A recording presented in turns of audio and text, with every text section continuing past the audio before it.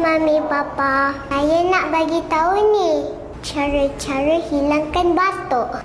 Pertama, bagi makan badu. Kedua, minum susu suam.